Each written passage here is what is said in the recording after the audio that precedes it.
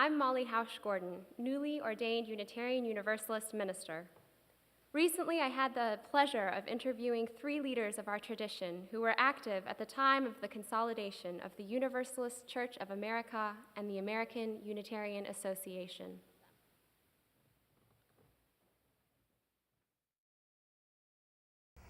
I was in Richmond, Virginia, when the merger discussion was going on. I don't remember being too involved in it because I was too involved in other things, civil rights and whatnot, so merger wasn't really high on my agenda. But I do remember that I preached against it. And I chuckle now because the congregation voted for it. So that was how much influence the minister had. Learned that early in the game. I'm not certain why I was opposed to it, but in thinking about it, I think I was influenced by A. Powell Davies, for one thing.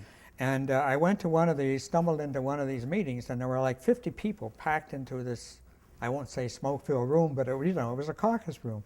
And Powell Davies, this person whose books I had and whom I admired so, and I actually had heard him preach once, amazing man. But he was leading an effort to oppose merger. And so that was very disappointing to me and disillusioning. Well, it was during my last years in seminary. In fact, I was already engaged to be married.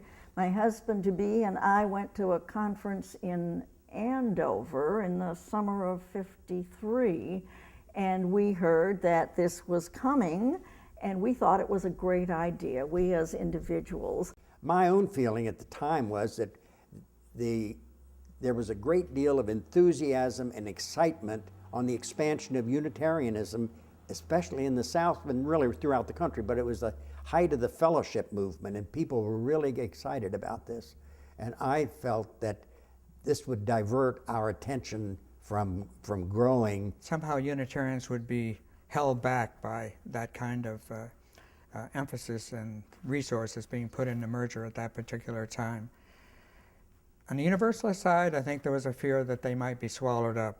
I always had this very positive feeling about merger. It was like a non-issue for me. And I wasn't surprised when the 2 plebiscites in the late 50s were, pretty overwhelmingly positive. The final one, I think, was about 90% of congregations voting, both Unitarian and Universalist, for consolidation. You can put it either way. It's something that should have been done a long time ago, and now we're ready to do this, and we want to join with the Unitarians. Or we are poor and we are losing ground, and we jolly well better join with somebody who's a little bit more successful, or we're going to be in real trouble. But it was also a very exciting time. There was a great deal of enthusiasm, and hopes were high for the future of the movement. It was kind of we're almost ready to hug each other, even though we've never felt Unitarians were very huggable, but it was kind of what we've been waiting for and kind of urging onward has finally happened. The highlight of the meetings in Boston where the 2 groups were consolidated was the service at Symphony Hall, where they had the pulpit from Channing and from Hosea Ballou. We were very, very excited. Some of our former parishioners from the South had come up because it was a big event for them too. Immediately after the merger, and Dana Greeley had been elected president, it was understood that as one of the aspects of merger, Philip and his counterpart in the Unitarians, Dana McLean Greeley, would each step down gracefully, graciously, whatever, and a new person would be chosen to head the new organization. And when the time came, Phil stepped down, but Dana McLean Greeley kept right there. There were those, I think, who feel in retrospect that the Universalists got the short end of it, and sheer numbers helped determine that, perhaps. But then in the 60s, we developed a number of controversies within the movement, the Black Power movement, for instance, the Vietnam War. This tended to fracture parts of the association, and so the whole thing sort of slowed down, that we didn't realize the growth that we had hoped for, and that we became consumed with these various issues within the movement.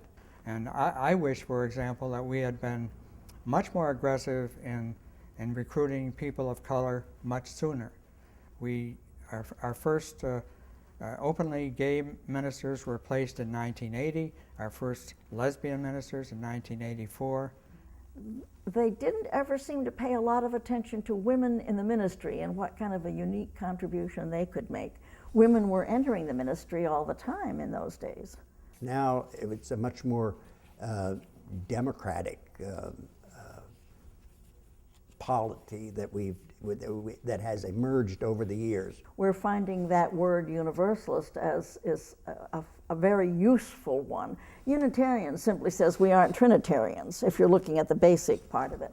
And universalist could mean a very broad-minded kind of an all-inclusive group, but it also could mean a group that includes everybody. And I wish that could be used a bit more. Sometimes people discover that word for the first time when they're in their 30s or 40s, and they say this has great possibilities. I think significant changes have taken place during these 50 years, and I think it is partly because of the combining of the two traditions.